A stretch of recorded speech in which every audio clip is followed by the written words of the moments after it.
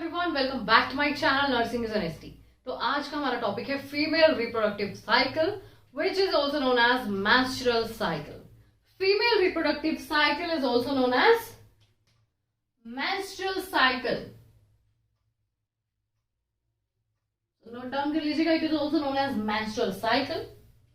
तो menstrual cycle का हमारी लाइफ में बहुत ही इंपॉर्टेंट पार्ट है, बहुत इंपॉर्टेंट रोल प्ले करती है menstrual cycle in the process of reproduction.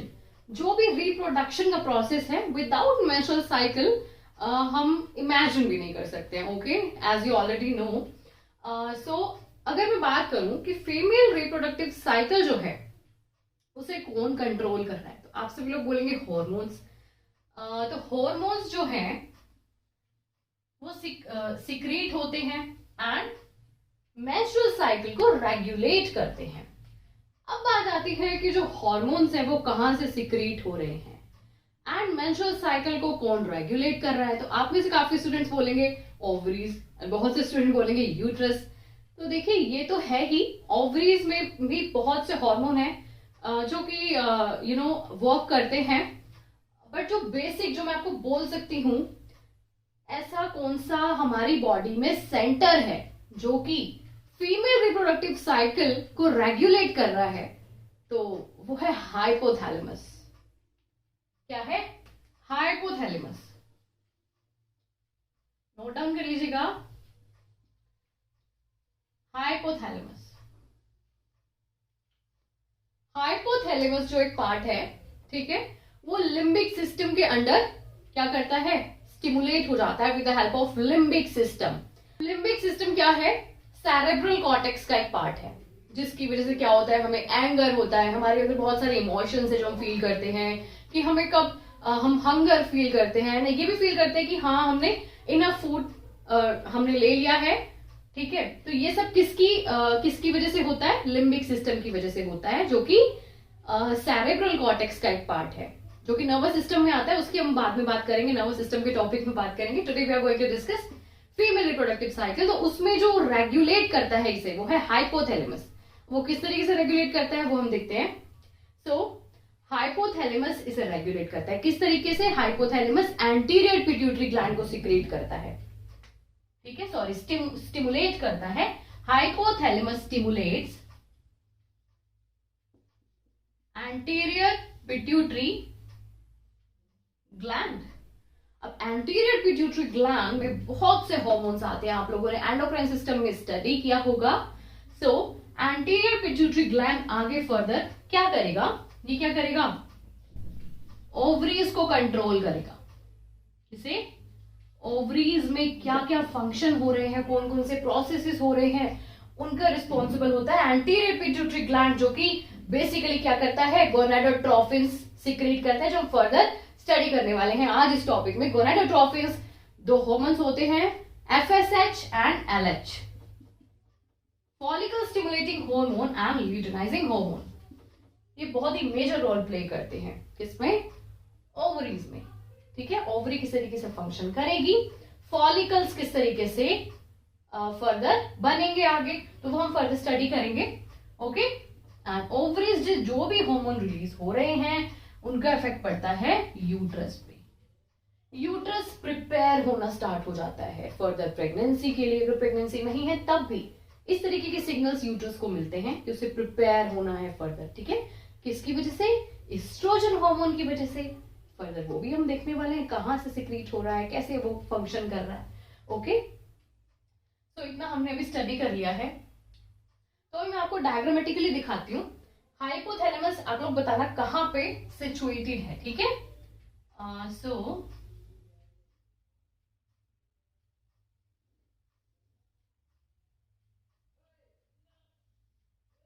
देखिए, जो एग्जैक्ट जो लोकेशन है हाइपोथैलेमस की, हाइपोथैलेमस यहां पे प्रेजेंट होता है।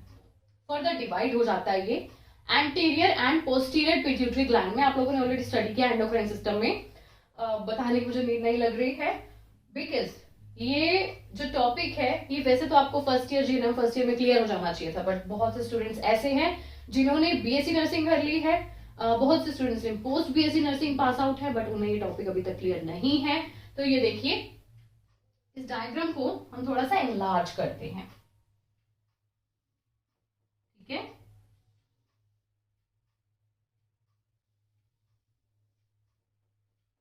ओके, तो ये तो है यहाँ पर हाइपोथैलेमस। तो ये जो ग्लैंड है डिवाइड हो जाता है एंटीरियर पिट्यूटरी ग्लैंड में एंड पोस्टीरियर पिट्यूटरी ग्लैंड में, ठीक है।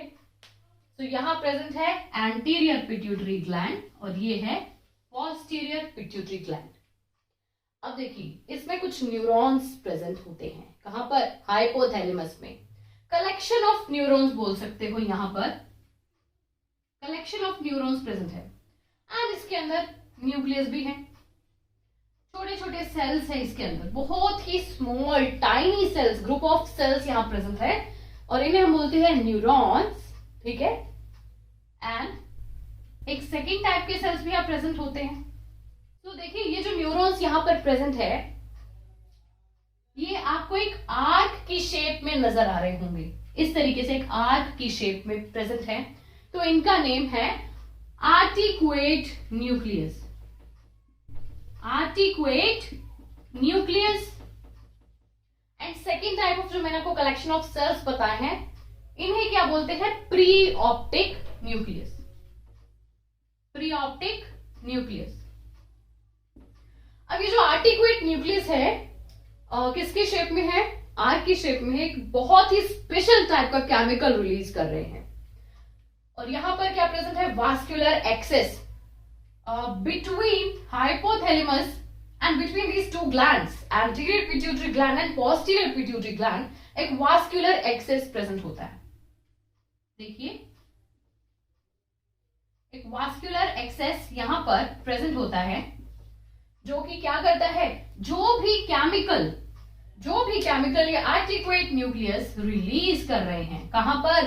हाइपोथैलेमस में। मीन्स आप बोल सकते हो हाइपोथैलेमस ही ये जो केमिकल है रिलीज कर रहा है, क्योंकि ये न्यूरॉन्स जो है वो हाइपोथैलेमस में ही प्रेजेंट है, आर्टिकुएट न्यूक्लियस। तो ये जो केमिकल है ये with the help of this vascular access ये कहां स्प्रेड हो जाएगा? कहां चला जाएगा? एंटीरियर पिट्यूटरी ग्लैंड में, ठीक है।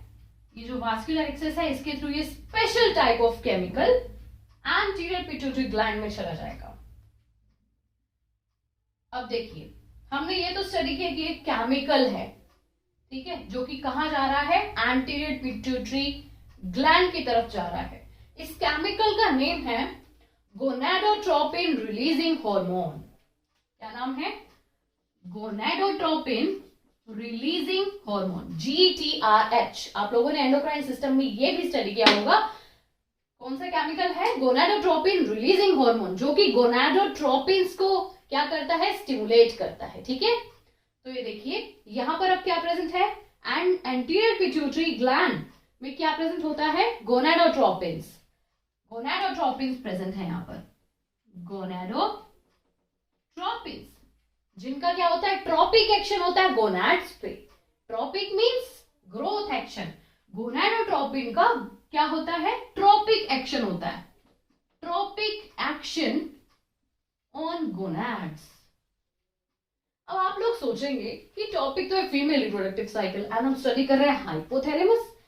तो क्योंकि ये ही है रेगुलेटर, ठीक है, master regulator of female reproductive cycle. तो ट्रॉपिक एक्शन होता है गोनाड्स का, ठीक है। गोनाड्स के ऊपर गोनाडोट्रोपिन का ट्रॉपिक एक्शन है, मींस ग्रोथ। ट्रॉपिक मींस होता है ग्रोथ, जिससे गोनाड्स की ग्रोथ होती है, ठीक है। तो आर्टिकुएट न्यूक्लियस ने सिक्रीट किया था GTRH, इसकी फुल फॉर्म है गोनाडोट्रोपिन रिलीजिंग हार्मोन। एंड ये हार्मोन क्या करेगा? फर्दर गोनाडोट्रोपिन्स इसकी हेल्प से क्या होंगे? सिक्रीट होना स्टार्ट हो जाएंगे थ्रू एंटीरियर पिट्यूटरी ग्लैंड। अब देखिए, गोनाडोट्रोपिन्स जो हार्मोन्स हैं ये कौन से हैं? FSH and LH। LH की बात हम बाद में करेंगे, फर्स्ट ऑफ ऑल हम स्टडी करने वाले हैं FSH हार्मोन क्या करेगा? Follicle stimulating hormone. जैसे इसका नेम साउंड कर रहा है, फॉलिकल स्टिमुलेटिंग हार्मोन, ये क्या करेगा? फॉलिकल्स को स्टिमुलेट कर देगा, जो कि कहां पर प्रेजेंट है? ओवरी में प्रेजेंट है। सो अब हम देखते हैं, तो मैं थोड़ा सा यहाँ पे रब कर देती हूँ। सो अब हम यहाँ देखेंगे ओवरी में फॉलिकल्स प्रेजेंट है, ठीक है। और जो सबसे पहला जो फॉलिकल है, ठीक है, जो एवरी मंथ ऑटोमेटिकली क्या होता है, अपना फंक्शन करना स्टार्ट कर देता है। उसको किसी भी हार्मोन की नीड नहीं है फंक्शन करने के लिए, ठीक है। वो कौन सा होता है, देखिए यहां पर हम एक ओवरी बना रहे हैं, ये है ओवरी, ठीक है। इससे पहले हम ये देखते हैं कि जो नॉर्मल मेंस्ट्रुअल साइकिल होती है उसका टाइम पीरियड, एवरेज जो टाइम पीरियड है वो कितना रहता है। तो एवरेज जो मेंस्ट्रुअल साइकिल होती है वो 28 डेज की होती है, 28 डेज की होती है। बट अब मैं एवरेज की बात कर रही हूं, तो ऐसा तो नहीं है कि सभी विमेन में ये 28 डेज की ही होगी। तो ये देखिए बहुत सी जो विमेन है उनमें ये साइकिल होती है 28 डेज की, ये एवरेज मैंने आपको बताया है। अगर इससे आगे बढ़े तो कुछ विमेन में ये साइकिल जो है वेरी करती है, 35 डेज की भी हो सकती है और कुछ में 20 डेज से कम हो सकती है, जैसे 21 डेज की हो सकती है। अगर ये जो मेंस्ट्रुअल साइकिल है ये 35 डेज से एक्सीड करती है या फिर 21 डेज से भी कम की रहती है तो उसमें प्रॉब्लम अराइज हो सकती है, ठीक है। जिसे हम बोलते हैं, जैसे अगर किसी की मेंस्ट्रुअल साइकिल है 21 डेज से भी कम है एवरेज, तो उसे हम बोलेंगे ओलिगोमेनोरिया। ये डिजीजेस हैं जो आपने मेडिकल सर्जिकल नर्सिंग में स्टडी की होगी, ओके। सो अभी हम इसकी बात नहीं करते हैं, हम एक नॉर्मल साइकिल की बात कर रहे हैं जो कि कितने डेज की है, 28 डेज की है, उसकी बात कर लेते हैं अभी, ठीक है। तो ये हमने एक लाइन ड्रॉ करी है, मेंस्ट्रुअल साइकिल का फर्स्ट डे, लास्ट मैंने आपको एवरेज बताया 28 डेज, 1 से लेकर 28 डेज की नॉर्मल साइकिल होती है। अगर हम इसके मिड पॉइंट की बात करें तो आते हैं 14 डेज, 28 का हाफ हो जाएगा 14 डेज। अब देखिए एवरी मंथ क्या होता है, एक नॉर्मल प्रोसेस चल रहा है। अगर हम फॉलिकल्स की बात करें, ओवरी के अंदर फॉलिकल्स प्रेजेंट होते हैं। सबसे फर्स्ट यहां पर प्रेजेंट होता है ओवम, ठीक है। हम बोलते हैं ना कि 14 डे पे क्या होता है, ओव्यूलेशन होता है, तो वही प्रोसेस हम देख रहे हैं। ओव्यूलेशन किस तरीके से होगा, ठीक है। फॉलिकल्स जो यहाँ पर प्रेजेंट है वो क्या करेंगे, ओवम को रिलीज करने में हेल्प कर रहे हैं। एंड उनमें कुछ हॉर्मोन्स भी है जो भी अपना इफेक्ट दिखा रहे हैं फॉलिकल्स की ग्रोथ में। तो ये देखिए सबसे पहले प्रेजेंट होता है यहाँ पर ओवम, ओके। एंड इसके साइड में, इसके सराउंडिंग आप बोल सकते हो एक फ्लूइड प्रेजेंट रहता है, इसके सराउंडिंग एक फ्लूइड प्रेजेंट रहता है, ओके। इसे ये जो फर्स्ट फॉलिकल है ना, फर्स्ट फॉलिकल, इसे हम बोलते हैं प्राइमोर्डियल फॉलिकल। क्या बोलते हैं, प्राइमोर्डियल फॉलिकल। कौन सा फॉलिकल है, प्राइमोर्डियल फॉलिकल। अब ये जो प्राइमोर्डियल फॉलिकल है ये क्या करता है, ऑटोमेटिकली आगे क्या होगा, प्राइमरी फॉलिकल में कन्वर्ट हो जाएगा।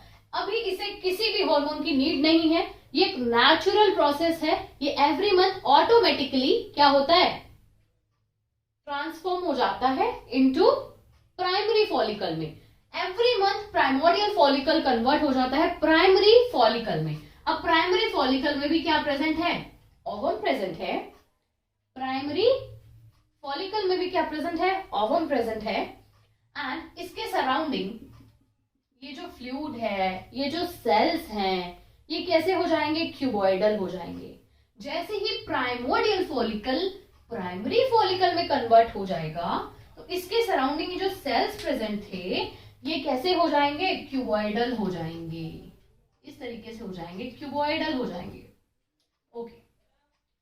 देखिए ये जो प्राइमरी फॉलिकल है इसे फर्दर सेकेंडरी फॉलिकल में चेंज होने के लिए किसकी जरूरत है, एफएसएच की, फॉलिकल स्टिमुलेटिंग हार्मोन। एंड आप सब लोगों को पता है फॉलिकल स्टिमुलेटिंग हार्मोन कहां से रिलीज हो रहा था, एंटीरियर पिट्यूटरी ग्लैंड से रिलीज हो रहा था and through the vascular access एक केमिकल आ रहा था जिसका नाम है गोनाडोट्रोपिन रिलीजिंग हार्मोन, जो कि गोनाडोट्रोपिन को स्टिमुलेट कर रहा था, जो कि एफएसएच और एलएच को सिक्रीट कर दिया। एंटीरियर पिट्यूटरी में प्रेजेंट होता है गोनाडोट्रोपिन। ओके, सो एफएसएच हार्मोन अब यहां से आएगा एफएसएच। एफएसएच की नीड है क्योंकि यहां तक तो सब काम चल रहा था ऑटोमेटिकली, ठीक है, नेचुरल तरीके से।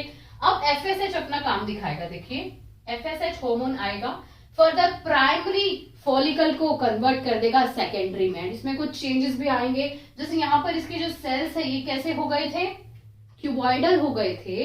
अब इसे चेंज होना है प्राइमरी को फर्दर सेकेंडरी फॉलिकल में। तो क्या होगा, देखिए ओवम है, ओवम के पास एक स्पेशल टाइप का मैंने फ्लूइड बताया था वो भी है, एंड इसमें जो सेल्स प्रेजेंट थे इन सेल्स को हम बोलते हैं ग्रेनुलोसा सेल्स। कौन से सेल्स हैं, ग्रेनुलोसा सेल्स। सेल्स की एक लेयर फॉर्म हो जाएगी यहां पर, ग्रेनुलोसा सेल्स की एक लेयर फॉर्म हो गई है एंड यहां पर एक और लेयर का फॉर्मेशन हुआ है जिसे हम बोलते हैं जोना पैल्यूसिडा। जोना पैल्यूसिडा एंड अब एक मल्टी लेयर भी यहां पर प्रेजेंट हो गई सेल्स की जिसे हम बोलते हैं theca sales. Theca sales, theca sales, granulosa cells and theca sales दोनों ही क्या करेंगे, एस्ट्रोजन रिलीज कर देंगे। एस्ट्रोजन, आपने हार्मोन सुना होगा, एस्ट्रोजन, एस्ट्रोजन हार्मोन रिलीज करेंगे। कौन करेगा, granulosa cells and theca sales. अब देखिए जोना पैलूसिडा की बात करते हैं। देखिए आप सबको पता है कोई भी विमेन है उसे क्या चाहिए, प्राइवेसी चाहिए, ठीक है। तो यहां पर भी प्राइवेसी चाहिए। प्राइवेसी जो है वो कौन क्रिएट कर रहा है, जोना पैल्यूसिडा। जितने भी स्पर्म्स एंटर करेंगे ओवम को फर्टिलाइज करने के लिए, जोना पैल्यूसिडा जो है एक लेयर जो है, जोना पैल्यूसिडा मेम्ब्रेन है, वो क्या काम करेगी, ओवम को फर्टिलाइज नहीं होने देगी, एक बैरियर क्रिएट कर देगी between ovum and sperm. Sperm and ovum, ovum के बीच में एक बैरियर क्रिएट कर देगी जोना पैल्यूसिडा लेयर। ये देखिए ओवम है, ये जो लेयर है ये है जोना पैल्यूसिडा। बहुत ही थिक लेयर होती है zona pellucida layer and thousand and thousands of sperm जो है अटैक कर रहे हैं जोना पैल्यूसिडा लेयर। मतलब इसके अंदर जाने में, इसको पेनिट्रेट करने के लिए यहां पर स्पर्म्स आ रहे हैं। देखिए sperms, thousand and thousands of sperms आ रहे हैं जोना पैल्यूसिडा को पेनिट्रेट करने के लिए, क्योंकि उन्हें ओवम को करना है फर्टिलाइज। अब देखिए क्या हो जाएगा, सिर्फ एक सिंगल ऐसा स्पर्म है जो कि इसे पेनिट्रेट कर पाएगा, और जैसे ही एक स्पर्म जो कि बहुत ही स्ट्रॉन्ग है क्या करेगा, ओवम को एक बार सिर्फ टच कर लेगा। मान लीजिए ये जो एक स्पर्म है इसने ओवम को सिर्फ टच कर लिया है, जैसे ही स्पर्म की जो मेम्ब्रेन है ये ओवम से क्या होगी, हल्की सी जरा सी टच होते ही क्या होने वाला है, जोना पैल्यूसिडा जो मेम्ब्रेन है वो और भी ज्यादा स्ट्रॉन्ग हो जाएगी, और कुछ ऐसा यहाँ पर हो जाने वाला है कि जितने बाकी के स्पर्म है वो यहाँ पर स्टक हो जाएंगे। स्टक मीन्स फंस जाएंगे यहीं पर। अब ये ना तो हिल सकते हैं, कुछ भी नहीं कर सकते, इनकी कोई भी वैल्यू नहीं बचेगी। एक जो स्पर्म है वो एंटर हो चुका है, इसकी वजह से क्या हो जाएगा, ओवम फर्टिलाइज हो जाएगा। तो जोना पैल्यूसिडा ये वाली लेयर होती है जो मैंने अभी आपको बताया, जो कि बैरियर क्रिएट कर देती है, ठीक है, प्राइवेसी को मेंटेन कर रही है ओवम की। ओके, तो अब देखिए estrogen level, estrogen hormone secrete हो गए जैसे मैंने आपको बताया है। अब इतना काम कौन कर रहा था, एफएसएच। अच्छा एक और हम बात करते हैं, thousands of follicles every month क्या होते हैं, मीन्स आप बोल सकते हो वहां पर प्रेजेंट रहते हैं। ओवरी में थाउजेंड्स ऑफ फॉलिकल्स हैं, बट हमें इतने फॉलिकल्स की नीड नहीं है कि एक मैच्योर जो आप बोल सकते हो मैच्योर फॉलिकल जब बन जाता है उसमें से क्या होता है, ओवम क्या होता है, रिलीज हो जाता है उसके अंदर से। अब जैसे ही ओवम रिलीज होता है जिसे हम ओव्यूलेशन बोल देते हैं, अब हमें अब थाउजेंड्स ऑफ ओवम की तो नीड नहीं है, बेसिकली हमें थाउजेंड्स ऑफ ओवम की नीड नहीं होती है। तो होना क्या है, एफएसएच अपना असर दिखाएगा। इनमें से एवरी मंथ 10 to 15 आप बोल सकते हो जो फॉलिकल्स है वो स्टिमुलेट होते हैं, अपना काम करना स्टार्ट करते हैं थाउजेंड्स में से। और जब एक आप बोल सकते हो मैच्योर हमें मिल जाता है, मैच्योर फॉलिकल, उसमें से ओव्यूलेशन का जो प्रोसेस है वो हो जाता है, ओवम जो है उसमें से रिलीज हो जाता है। तो अब देखिए क्या होगा, एस्ट्रोजन हार्मोन आया, ठीक है। अब एक यूट्रस का हम डायग्राम देख लेते हैं, 1 सेकेंड। ये देखिए,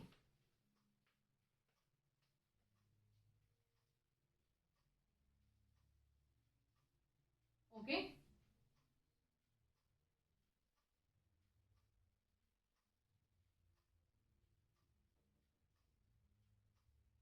ठीक है, ये है फ्लोपियन ट्यूब्स। फ्लोपियन ट्यूब से जो नीचे की जो यूट्रस की आपको बॉडी दिख रही है, इसे हम क्या बोलते हैं, फंडस ऑफ यूट्रस। ये फंडस ऑफ यूट्रस है। एंड यूट्रस की आप सब लोग जानते हो 3 लेयर्स होती है। एंडोमेट्रियम लेयर जो कि इनर मोस्ट लेयर होती है, ये है एंडोमेट्रियम लेयर। 1 सेकेंड,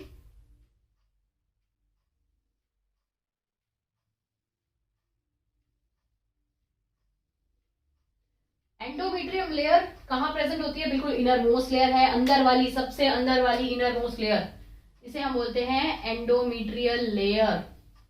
यह है यूट्रस की एंडोमेट्रियल लेयर। सेकंड है स्मूथ मसल की लेयर।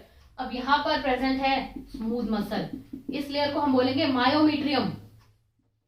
एंड जो सबसे आउटर मोस्ट लेयर जो आपको नजर आ रही है, ये, इसे हम बोलते हैं perimetrium. So there are 3 layers of uterus. The innermost layer is endometrium. Second, which is made up of smooth muscle fiber, which is called myometrium, and third one, which is the outermost layer, उसे हम क्या बोल रहे हैं, perimetrium layer.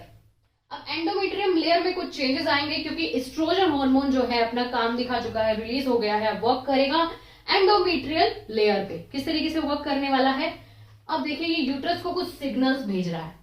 Oestrogen hormone जैसे ही secrete हुआ, uterus में क्या चेंज आने वाला है, जो ये एंडोमेट्रियल लेयर आपको नजर आ रही है, ये थिक होना स्टार्ट हो जाएगी, थिक होना स्टार्ट हो जाएगी। यहां पर क्या प्रेजेंट था, आर्टरीज प्रेजेंट थी जो कि बहुत ही स्ट्रेट थी। अब आर्टरीज कैसी हो जाएंगी, स्पाइरल हो जाएंगी, कॉइल्ड आर्टरीज यहां पर प्रेजेंट रहेंगी, spiral and coiled arteries. Arteries कैसी हो जाएंगी, spiral and coiled. Endometrial layer जो है वो थिक हो जाएगी, ओके। एस्ट्रोजन का क्या काम है, सबसे पहले एस्ट्रोजन ने सिग्नल्स यहां पर सेंड करे हैं, इससे क्या हो गया, एंडोमेट्रियल लेयर थिक हो रही है। सेकंड काम जो एस्ट्रोजन करेगा वो है एंटीरियर पिट्यूटरी को भी ये सिग्नल भेजेगा कि एक मैच्योर फॉलिकल जो है वो प्रिपेयर हो चुका है ओवम को रिलीज करने के लिए। ओवम यहां से रिलीज हो जाएगा, एक बहुत ही मैच्योर फॉलिकल यहां पर प्रिपेयर हो गया है। ये मैसेज कौन दे रहा है, एंटीरियर पिट्यूटरी को। एस्ट्रोजन हार्मोन का इफेक्ट वहां पर पड़ने वाला है, उसकी वजह से क्या होगा, जो एफएसएच का जो लेवल है जो कि अप था, एंटीरियर पिट्यूटरी ग्लैंड क्या कर रहा था, एफएसएच को रिलीज कर रहा था, ज्यादा से ज्यादा एफएसएच रिलीज हो रहा था ताकि क्या हो, फर्दर प्राइमरी फॉलिकल से सेकेंडरी फॉलिकल में फॉलिकल कन्वर्ट हो जाए with the help of FSH. अब एंटीरियर पिट्यूटरी ग्लैंड क्या करने वाला है, एफएसएच का जो लेवल है उसे डाउन कर देगा। जैसे उसे पता लग गया है एस्ट्रोजन से कि बहुत ही अच्छे फॉलिकल्स प्रिपेयर हो रहे हैं, तो क्या होगा, एफएसएच का लेवल डाउन कर देगा एंटीरियर पिट्यूटरी, ताकि जिन पे इफेक्ट एफएसएच का पड़ चुका था 10 to 15 जो मैंने आपको फॉलिकल्स बताए थे, जिन पे इफेक्ट पड़ चुका था जो कि मैच्योर हो गया है, एंड बाकी जिन पे इफेक्ट अभी पड़ रहा था जो कि अभी अपने प्राइमरी स्टेज पे थे या फिर प्राइमोडियल स्टेज पे थे, वो क्या हो जाएंगे, डीजनरेट हो जाएंगे। वो फॉलिकल्स क्या हो जाएंगे, डीजनरेट हो जाएंगे। एंड अब देखिए फर्दर क्या होगा, तो मैंने आपको बताया था एंटीरियर पिट्यूटरी रिलीज कर रहा है एफएसएच को एंड एलएच को। फॉलिकल स्टिमुलेटिंग हार्मोन का तो मैंने आपको बता दिया है, फॉलिकल स्टिमुलेटिंग हार्मोन कहां पर और कैसे वर्क कर रहा है। और ल्यूटिनाइजिंग हार्मोन की अगर हम बात करें तो देखिए ये एक मैच्योर फॉलिकल है जिसमें प्रेजेंट होता है ओवम, इसके यहाँ पर क्या प्रेजेंट है, जोना पेलुसिडा की एक layer. After that cells present है जिन्हें हम बोलते हैं ग्रेनुलोसा सेल्स। ग्रेनुलोसा सेल्स के बाद एक और मल्टी लेयर यहाँ पर प्रेजेंट होती है जिसे हम बोलते हैं थीका सेल्स। थीका सेल्स की लेयर भी यहाँ पर प्रेजेंट है। किसकी प्रेजेंट है, थीका सेल्स। अब बिटवीन ये जो आपको कैविटी नजर आ रही है ना, cavity between theca sales and granulosa cells, इस कैविटी में फ्लूइड प्रेजेंट होता है। ये जो कैविटी है ये fluid filled cavity, fluid filled cavity. देखिए यहाँ का जो एरिया थोड़ा सा प्रोट्रूड कर रहा है। अब प्रोट्रूड होने की वजह से क्या होगा, ब्लड सप्लाई यहाँ पर बहुत ही कम हो जाएगी, क्योंकि ये जो है कहा जहां पर भी ये फॉलिकल प्रेजेंट है ये ऊपर लेयर पर प्रेशर डालेगा, क्योंकि ये जगह प्रोट्रूड हो गई है, क्योंकि यहाँ पर बहुत सारा फ्लूइड प्रेजेंट है। इसकी वजह से क्या हो रहा है, यहाँ पर जो ये जो एरिया है यहाँ पर क्या हो रहा है, ब्लड सप्लाई बहुत ही कम है। एंड अगर हम इस वाली जगह की अगर हम बात करें तो यहाँ पर जोना पेलुसिडा प्रेजेंट है, बहुत सारे सेल्स प्रेजेंट है, यहाँ पर थीका सेल्स भी प्रेजेंट है। तो यहाँ पर क्या हो रहा है, ल्यूटिनाइजिंग हार्मोन का इफेक्ट इन पे पड़ रहा है, जिसकी वजह से यहाँ पर ब्लड की जो सप्लाई है वो इंक्रीज हो गई है। ठीक है, तो ये जो एरिया था ये तो कैसे हो गया था, यहाँ पर ब्लड सप्लाई बहुत कम हो गई थी। ठीक है, यहाँ पर प्रेशर कम था, यहाँ पर प्रेशर ज्यादा है। अब इसकी प्रेशर कम और ज्यादा होने की वजह से यहाँ पर क्या होगा, यहाँ से ओवम रिलीज हो जाएगा। ओवम यहाँ से प्रोलिफरेट कर जाएगा। अब ओवम ने इस लेयर को, इन सेल्स को छोड़ दिया है, ओवम प्रोलिफरेट कर गया है, ओवम बाहर आ गया, जिसे हम मेंस्ट्रुअल साइकिल में आप लोगों ने स्टडी किया होगा, प्रोलिफरेटिव फेज।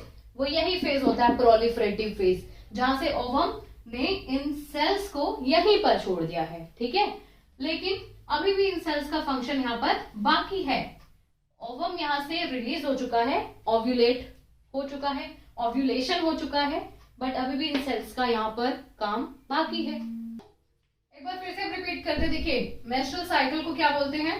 मेंस्ट्रुअल साइकिल में होता क्या है, every month discharge occur through vagina of blood and other substances. ठीक है, नॉन प्रेग्नेंट स्टेट में ही होता है ये मेंस्ट्रुअल डिस्चार्ज, प्रेग्नेंट स्टेट में नहीं होता है। अब देखिए मैंने को बताया था कि ओवम जो है, जब ओवम कहाँ प्रेजेंट था, एक मैच्योर, जिसे हम सेकेंडरी फॉलिकल बोलते हैं, मैच्योर फॉलिकल में जब ओवम प्रेजेंट था, अभी ओव्यूलेशन नहीं हुआ था।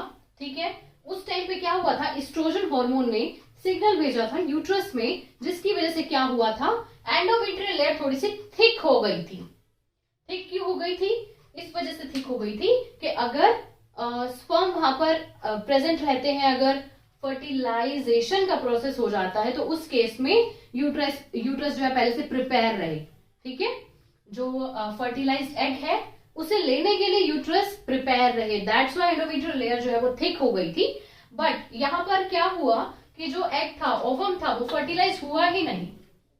फर्टिलाइज नहीं होने की वजह से क्या होगा, जो यूट्रस में एंडोमेट्रियल लेयर प्रेजेंट थी वो शट डाउन हो जाएगी। क्या हो जाएगी, यूट्रस में जो लेयर प्रेजेंट थी वो लेयर शट डाउन हो जाएगी।